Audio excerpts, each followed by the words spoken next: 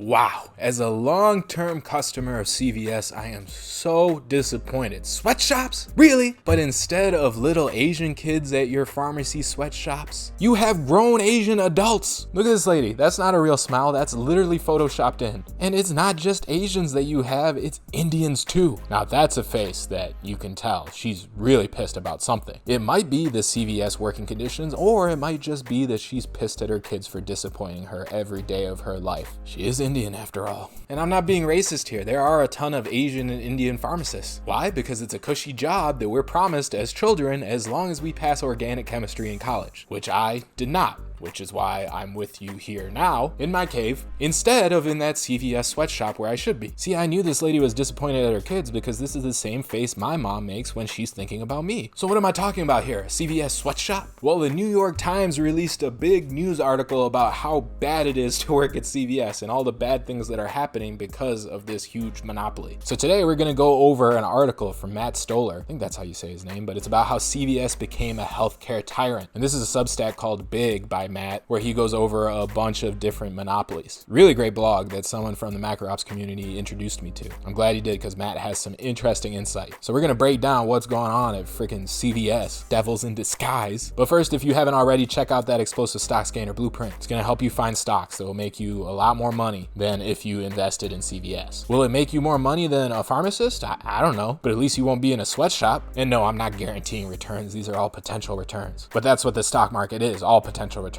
It comes down to your strategy and your risk management, but that's not what this video is about. So just click that link down below in the description and comments and check out what I'm talking about here. Okay, so let's talk about CVS, how it's a sweatshop and how it can even be a sweatshop. Because you would think this stuff would be stopped, but it's tough when a company is a monopoly, which is kind of what CVS is. And we're gonna see that it has very bad effects beyond just the pharmacists working there. It has a bad effect on us people, the consumers. And let's start out with this fact. Very few people realize that the third leading cause of death in America is medical errors at between 250 and 440,000 people a year. This is actually something I did know. I did know medical errors were very bad. And I learned that as a young child, watching Kramer drop a junior mint into a patient. That's how I knew I just never wanted to get surgery. But 250,000 to 440,000, that's the population of Reno, Nevada dying every single year from medical mistakes. So of course, some of these deaths are unavoidable because, medical procedures do have risk. But powerful monopolies in American healthcare contribute a lot to these deaths. So the first thing they do is push way too many high margin but unnecessary pills and surgeries because they want to make money. And then second, they interfere with the relationship between medical professionals and patients, which is exactly what you're going to see both of these cases here with CVS. So in the New York Times story, they talk about how CVS has those sweatshop style conditions in their stores for their pharmacists. So pharmacies are understaffed, so pharmacists don't have time to focus on patients, or sometimes even take bathroom breaks, and they're constantly being pressed to overprescribe medication. What is this thing with no bathroom breaks? Like, what is this trend of workers getting squeezed so hard? I mentioned this in the past video about FedEx and Amazon, how those drivers don't have time for bathroom breaks either. Do you know why unions formed back in the day, like in the Henry Ford times? It's because they would do stuff like this, where they're like, no, you can't go to the bathroom. Are we going backwards or what? I mean, I can't even imagine how companies like CVS treat pregnant women. Oh, what's that, Martha? You want to take a bathroom break every 5 minutes because that unborn baby is pushing on your bladder? Really? Well, you better learn how to pee a little, let your pants dry, and then pee a little more because you are not leaving that pill counter. Not at this CVS. Oh, Martha, are your feet all swollen? Well, you better figure out how to hop from left to right and right to left while you keep pushing those pills. Contractions? What? You think I care about contractions? I only care about contracts, and yours has you here until 5 o'clock, so keep pushing those pills. No, Martha, do not push that baby out. I said push those pills out. Martha, you better suck that baby back in. Martha, close your legs and push those pills. Oh my God, I can't imagine being pregnant, first of all, and then being pregnant in corporate America where you gotta work.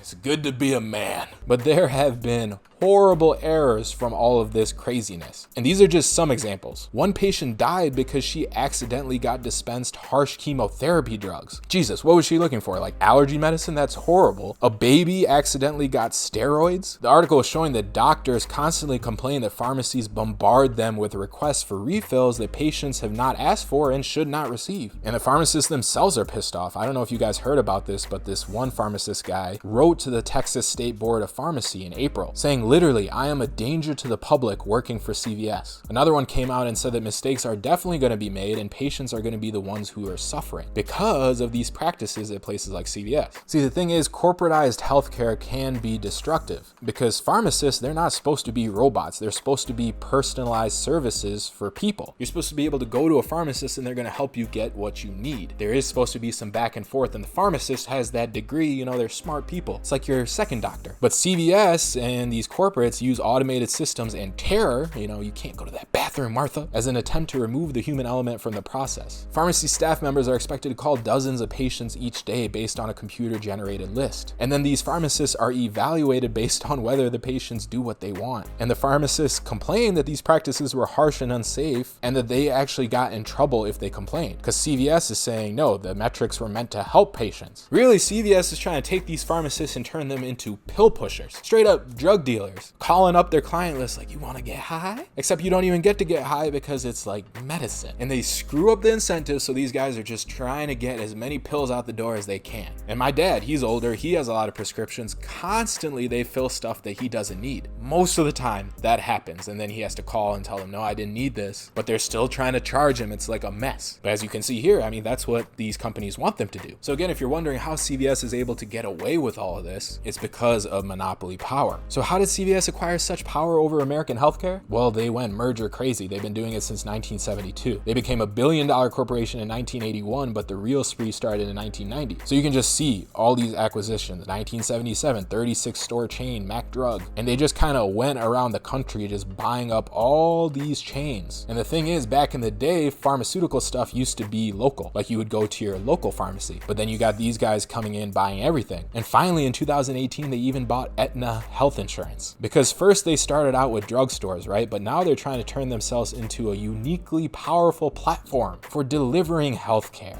Right. So they have 9,900 pharmacies, which is 26% of the drugstore market nationally. And they engage with 1 in 3 Americans as part of their everyday activities. And they brag about this. It's like if you were doing your job right, then I would only have to come to CVS once, get fixed, and I wouldn't have to see you again. But nope, let's pad those numbers. So like I said, they're trying to be like everything for healthcare. So they got walk-in clinics, they're moving to telemedicine, they run Medicare plans for drugs, manage health services for corporations, and now they insure 22 million Americans directly through Aetna. And they also own the nation's largest pharmaceutical benefits manager, or PBM, Caremark, where they filled 1.9 billion prescriptions annually on behalf of 92 million customers. Now this is where things start to get crazy and you see the bullshit that CVS is doing. These PBMs, which I know sound like peanut butter M&Ms, but they're not. They are far, far worse because peanut butter M&Ms are great. Better than Junior Mints? I don't know. So the key to CVS's power is its PBM. So what a PBM is basically a middleman between health insurers and drugstores, because this whole medical system is freaking complicated. So there are so many drugs available for all sorts of medical conditions, which many of them do the same thing, and they all have different safety implications, and they don't have list prices. So drug companies got to be able to sell their drugs, and at the same time, pharmacies got to fulfill the prescriptions and get reimbursed for what they sell to customers. But like I said, there's all these different variables. Even prices aren't standard. So the PBM is the middleman between all these parties that manages the whole process. So they got the list of drugs for the health insurer, they negotiate prices with drug companies and pharmacies, and they process prescriptions. Now PBMs are a very concentrated industry where just 3 companies, including CVS's Caremark, which they own, control 70% of the market. So like Matt says here, the PBMs, the reason they exist in the first place is because the American healthcare market is so screwed up. Like, can you believe drugs don't even have credible public prices? Like, what a terrible market. For a market to function properly, you need transparency in prices, right? That's like Econ 101. But the real problem that happens is when you combine a powerful PBM with a drugstore chain like CVS. See where this is going? This vertical integration is screwing everyone. So let's enter the squeeze and buy. So 5 weeks before CVS announced that it was buying Aetna, its Caremark PBM started telling independent pharmacies that their reimbursement rates for key medicines were going down because they control all that information, right? The PBM, because they're the middleman. So they told one pharmacy that they were going to go from earning 41 bucks on this metronidazole medication. See, no orgo, no pharmacy degree. I suck. See why I couldn't get through Orgo? Can't even pronounce anything. But it was an antibiotic to treat bacterial infections, and they were making 41 bucks on it, and they were told that soon they'd be losing 72 bucks per sale. So literally went from making money on it to losing money on every sale. And that's a huge difference, a huge swing. So immediately after the PBM Caremark announced this, because they're the middlemen, right? CVS began sending out letters to buy independent pharmacies who had just had their revenue slashed. So in one letter, the CVS head of acquisitions wrote that as a pharmacist himself, he knew what independents are experiencing right now: declining reimbursements, increasing costs, and a more complex regulatory environment. Wow. Do you see what is about to happen right here? They used their PBM to slash the prices on these things, so all of a sudden all these pharmacies became unprofitable, and then they swoop in like a savior, like, hey,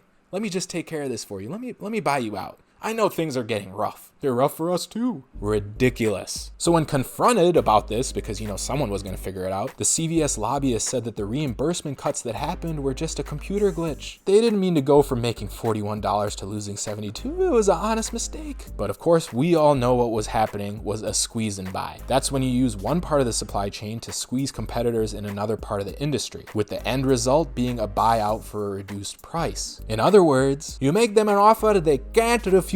That's my Indian godfather. It's an idea I'm working on. Now, how could this happen? How could CVS even own Caremark? Like, what is the government doing? They should be preventing this stuff, right? That's their job. Well, there's a lot of money in healthcare, isn't there? So in the 1990s, the FTC did force a bunch of breakups in the healthcare industry, which is why I think PBM started. Because then, if you weren't vertically integrated, you needed that middleman. Then the Bush administration came in and allowed reconsolidation, including CVS's purchase of Caremark. Then the Obama administration investigated PBMs and did its usual expression of useless concern, so it closed its investigation in 2012 without any action. Now, PBMs are a hot topic in DC nowadays. So senators recently noted that PBMs have increased fees to pharmacies by an extraordinary 45,000% from 2010 to 2017. Oh my God. Now, strangely, the Trump administration is actually hostile towards PBMs, while Pelosi's main healthcare advisor is quite friendly with the industry. Who's getting money in their pockets? Can't trust any politician. So moving forward here, CVS is trying to become the Amazon of healthcare, which I'm sure Jeff Bezos just laughs when he reads things like this. He's thinking, oh, you're gonna be the Amazon of this industry? No.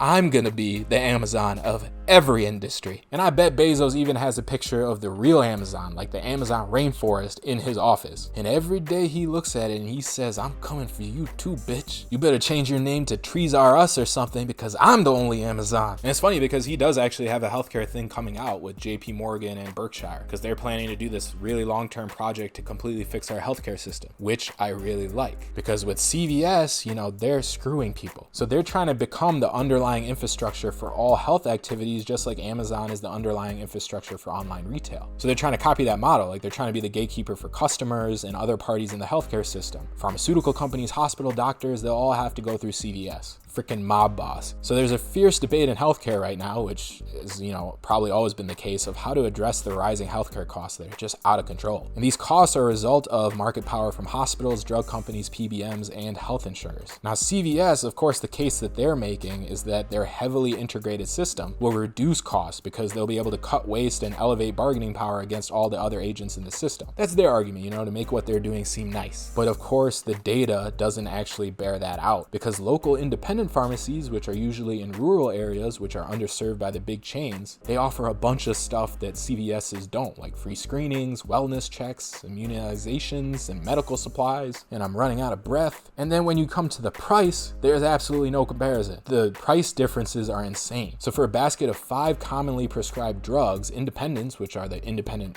pharmacies, they have an average retail price of $107 for a month's supply. Walgreens sold that same basket for $7.52, Rite Aid for $8.66, and CVS for $9.28. Huge difference. So of course CVS is full of shit. Their growth is more about power than anything else. And that's how the pharmacists feel too, because they're getting screwed and they see the patients getting screwed. And that's why I'm rooting for Amazon to actually fix this, because one thing we know that Jeff Bezos is good at is keeping prices low. It's like his specialty, whatever the cost. Now, the only potential downside is that pretty soon the whole world will be ruled by Jeff Bezos as he gets into everything. I mean, look at the guy fully embracing his kingpin lifestyle. He recently just bought literally the most expensive place that you can possibly get in LA, and he paid $165 million. I bet in that huge house he has a statue that says the world is yours. Just like Tony Montana. He even has his Latina girlfriend now. The guy doesn't push weight, but he does push consumer goods. And now he's the kingpin. But hey, as long as our drug prices are cheaper, maybe that's something we can live with. But this whole story right here, this is why monopolies are a problem. Some are okay and some are really, really bad. Like if you think Amazon is a monopoly, well, they also create a lot of consumer benefit because of all the low prices. But if CVS is a monopoly, clearly what they're doing is increasing their producer surplus more than consumer. They're taking advantage, jacking up drug prices, and literally killing people in this scenario. That's when something needs to be done. This is a really bad monopoly. So we will see if regulators break up CVS, or at least put in some rules for these stupid PBMs. But in the meantime, you can check out our explosive stock scanner blueprint, which will help you instantly find profitable stocks with which you can hopefully use to grow your wealth so you can just afford your drugs as you get older. In this sad system that we live in, gotta use the advantages where we could find them. So for me, one of those advantages is the stock market. So if you want to find the best stocks, again, check this out. There's a link down below in the description and comments. Smash a like on this video and comment down below with how you feel about all this. Feel free to talk more about monopolies too. Just say hi, make a joke about Bezos, I don't care, just comment something. I love comments. And if you haven't already, make sure you subscribe to this channel too and hit that notification bell. That way you get email notifications whenever I talk about CVS or something else. And that's it. I will see you in the next video. Stay fallible out there.